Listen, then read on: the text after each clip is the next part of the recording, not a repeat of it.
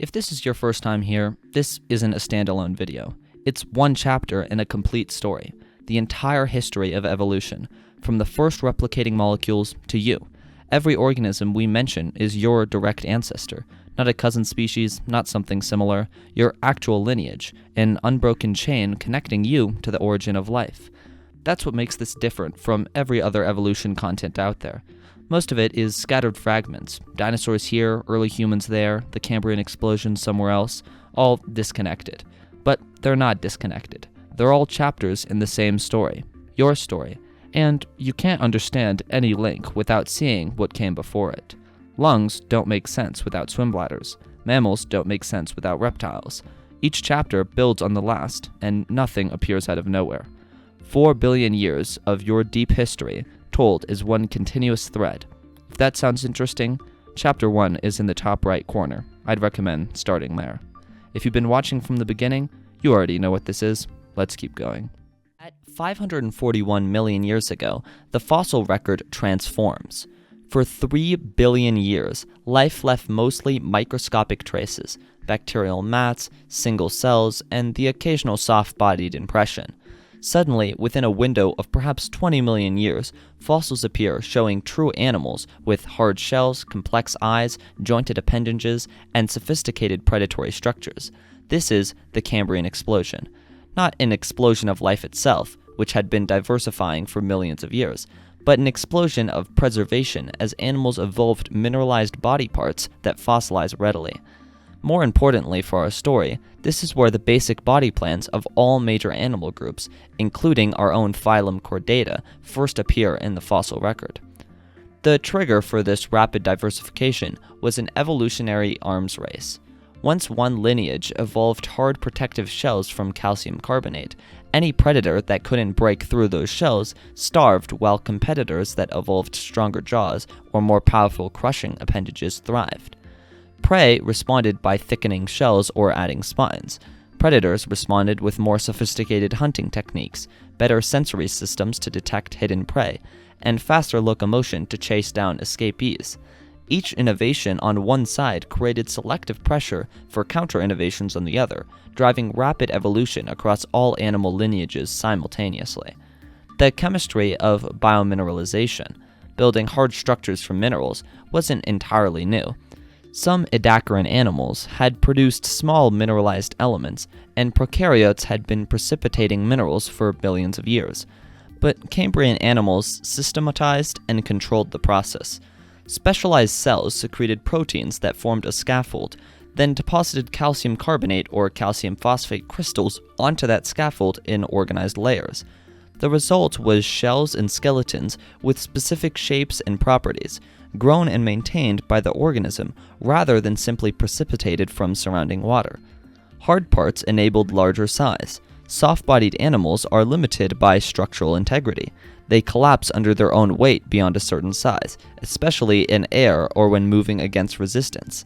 A mineralized skeleton, whether external like a shell or internal like bone, provides structural support, allowing much larger bodies. Larger size provides advantages in complexion and predation, but requires more sophisticated systems for circulating nutrients and oxygen to distant tissues. Our lineage during the Cambrian was not among the dominant or most visually striking animals. Arthropods, animals with jointed external skeletons and segmented bodies, including trilobites, dominated Cambrian seas. Mollusks with hard shells were abundant. Various worm-like animals with plates, spines, or tubes thrived. Our ancestors remained small, soft-bodied, and superficially unremarkable. They're preserved in only a few exceptional fossil sites where soft tissue were rapidly buried and mineralized before decaying. The most famous site is the Burgess Shale in Canada, where 508 million-year-old fossils preserve extraordinary detail, including soft tissues, guts, and even traces of eyes and nervous systems. Among the bizarre Cambrian fauna, 5-eyed predators walking cactus-like animals, bizarre filter feeders, are several small organisms that represent our lineage's position during this era. They are early chordates, animals possessing a notochord, a flexible rod running along the back that provides structural support. The notochord is the defining feature of our phylum. It's not yet a backbone, just a stiff but flexible rod made of turgid cells surrounded by a tough sheath.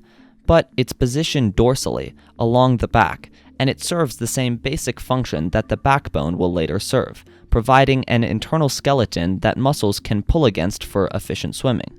Animals with notochords could undulate their bodies in coordinating waves, each muscle segment pulling against the notochord's resistance, generating thrust more efficiently than worms that lacked any internal support structure. Early chordates also had segmented muscles, repeated blocks of muscle tissue running along both sides of the body from head to tail. This segmentation, called myomeres, allowed sequel contraction, creating smooth swimming motion.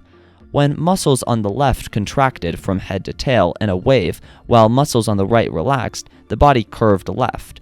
When the pattern reversed, the body curved right.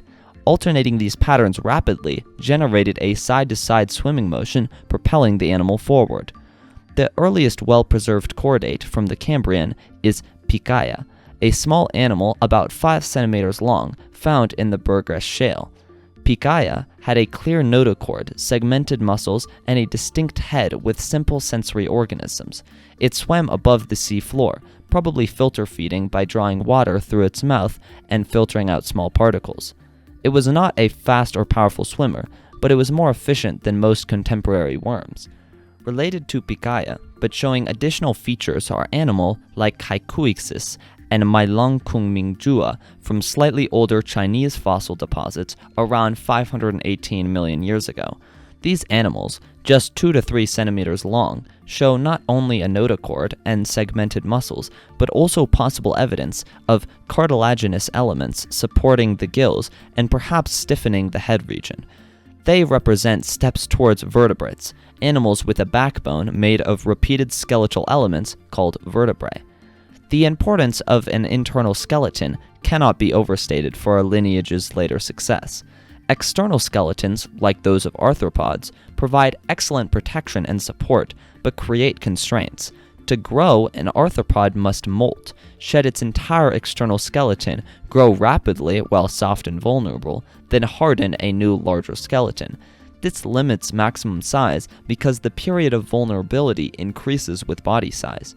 Internal skeletons grow continuously without molting, allowing much larger ultimate size without extended vulnerability.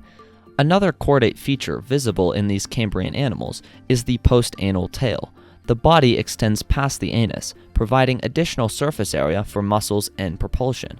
Most invertebrates end at the anus. Chordates have a muscular tail.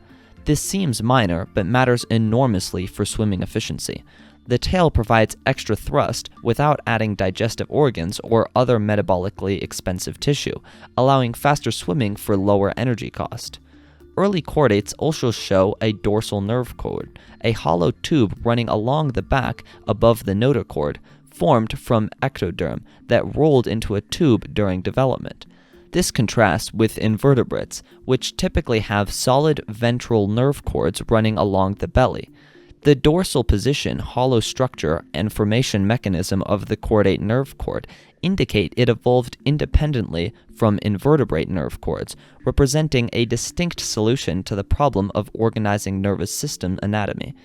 By the Middle Cambrian, around 510 million years ago, our lineage consisted of small swimming chordates with notochords, segmented muscles, dorso-hollow nerve cords, pharyngeal slits used in filter feeding, postanal tails, and increasingly sophisticated heads with concentrated sensory organs.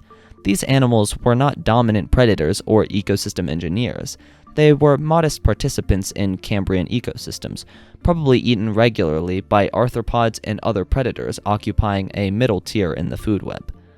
But the chordate body plan had advantages that would compound over time. The notochord provided efficient swimming. The dorsal nerve cord could expand and elaborate without interfering with gut function below it.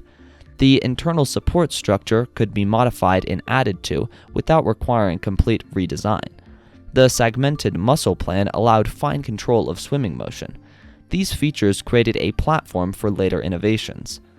One critical evolutionary transition during the late Cambrian was the development of true vertebrae, repeated skeletal elements surrounding and eventually replacing the notochord.